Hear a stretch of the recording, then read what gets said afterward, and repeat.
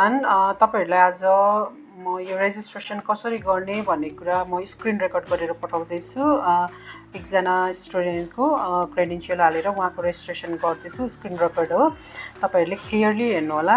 First of all तपाईहरुले Google क्रोममा यो link हामी तपाईहरुलाई लिंक पनि दिन्छौं यो लिंक हो यो लिंक पहिला हालेर यसरी क्लिक गरेपछि यो रेजिस्ट्रेसन नम्बर हाल्ने आउँछ जुन तपाईहरुलाई हामीले रेजिस्ट्रेसन नम्बर या इनरोलमेन्ट नम्बर जुन छ त्यो तपाईहरुले हाल्नु पर्ने हुन्छ जस्तै उहाँको रहेको छ 2012500485 यो रहेको छ अनि त्यसपछि यहाँ देख्दै हुनुहुन्छ तपाईहरुले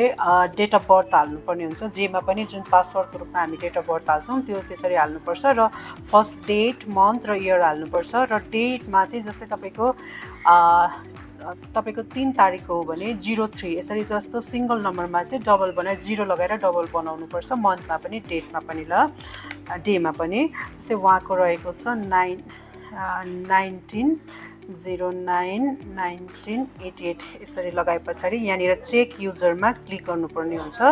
र यसरी जसको तपाईहरुले अगाडि जुन मोबाइल नम्बरहरु हालेर तपाईहरुले प्रोवाइड गर्नु भएको छ यसरी तपाईको यसरी नाम आउँछ उहाँ चाहिँ रोशनी गुरुङ हुनुहुन्छ उहाँको यसरी नाम भिजिबल भएको छ डिस्प्लेमा कसैको आउँदैन कसैको आएन भने केही छैन तपाईहरुले करेक्ट रेजिस्ट्रेसन नम्बर हाल्नुभयो भने आफ्नो नेम हाल्दाखेरि हुन्छ या नेम इन्टर गर्दा हुन्छ र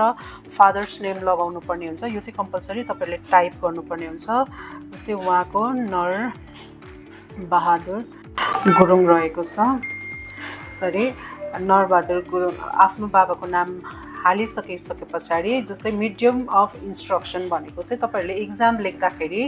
हिन्दीमा लेख्नुहुन्छ कि इंग्लिशमा लेख्नुहुन्छ हुन त हामीले यो एडमिसन गरेको टाइममा पनि सोच्छौं उहाँको अलरेडी इंग्लिश छ र इंग्लिश हो तर यदि तपाईहरुले चेन्ज गर्न चाहनुहुन्छ हैन म इंग्लिशमा सक्दिन हिन्दीमा गर्छु भन्नुभयो भने हिन्दी क्लिक गर्दा हुन्छ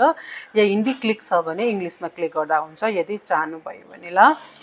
अनि त्यसपछि तपाईले यहाँनिर जस्तै टेक फोटो भनेको छ नि चुज फाइलमा तपाईले रिसेन्टली खिचेको अथवा अहिले नै खिचेर तपाईको मोबाइलमा छ भने चाहिँ यहाँनिर अपलोड गर्दा पनि हुन्छ या होइन upload recent photo or capture photo भनेको छ नि या क्याप्चर यो क्लिकमा यहाँनिर क्लिक गरेर डाइरेक्ट फोटो खिच्दा पनि हुन्छ डाइरेक्ट फोटो खिचेर त्यहाँ सेभ गर्दा पनि हुन्छ म चाहिँ उहाँको फोटो अलरेडी लिएको छु सो उहाँको फाइलबाट चुज गर्दै छु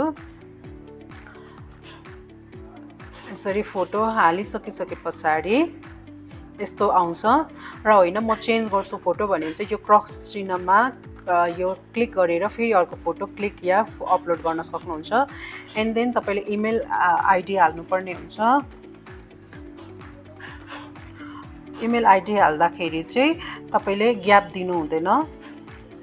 अनि @ कहिले पनि छुटाउनु हुँदैन नभए इनभ्यालिड हुन्छ @gmail.com हुन्छ त्यसपछि मोबाइल नम्बर अब मेन भनेको मोबाइल नम्बर हो तपाईले अगाडि हामीले जुनै नम्बर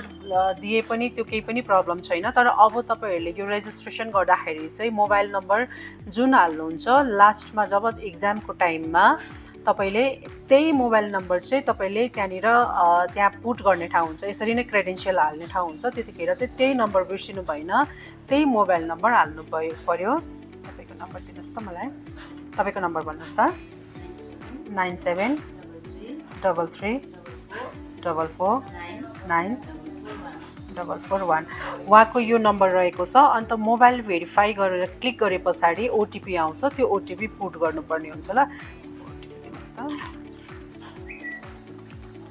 अब ओटीपी हाल्ने हामी गर्छौं हजुर 429648 यसरी ओटीपी आउँछ र ओटीपी हामीले सबमिट गर्नुपर्ने हुन्छ र मोबाइल नम्बर भेरिफाइड हुन्छ तपाईले अब ओटीपी करेक्ट हाल्नु भयो भने मोबाइल नम्बर भेरिफाइड हुन्छ अब हाल्नु भएन भने इनभ्यालिड भनेर तपाईको रेजिस्ट्रेसन हाल्नु मिल्दैन अनि फेरि एकचोटी तपाईले आफूले हालेको इमेल एड्रेस ठीक छ कि छैन यो अगाडिको यो माथि हालेको डिटेल्सहरू ठिक छ कि छैन चेक गर्नुहोस् अनि सबै चेक गरिसकिसके पछाडि लास्टमा तपाईँले कम्प्लिट रेजिस्ट्रेसनमा क्लिक गर्नुहोस् अनि यसरी तपाईँको रेजिस्ट्रेसन डन सक्सेसफुल्ली भनेर जब आउँछ अनि चाहिँ तपाईँको रेजिस्ट्रेसन कम्प्लिट भयो। तर यदि तपाईँको रेजिस्ट्रेसन हुन मानेन भने चाहिँ तपाईँले स्क्रोल गरेर तल माथि स्क्रोल गरेर तपाईँले हेर्नु सक्नुहुन्छ त्यहाँनिर के भएन भनेर त्यहाँनिर दिएको हुन्छ अनि त्यही त्यो करेक्ट गरेर तपाईँले फेरि तल रेजिस्ट्रेसनमा तपाईँले क्लिक गर्नु भइसके पछाडि यसरी रेजिस्ट्रेसन डन सक्सेसफुल्ली आउँछ।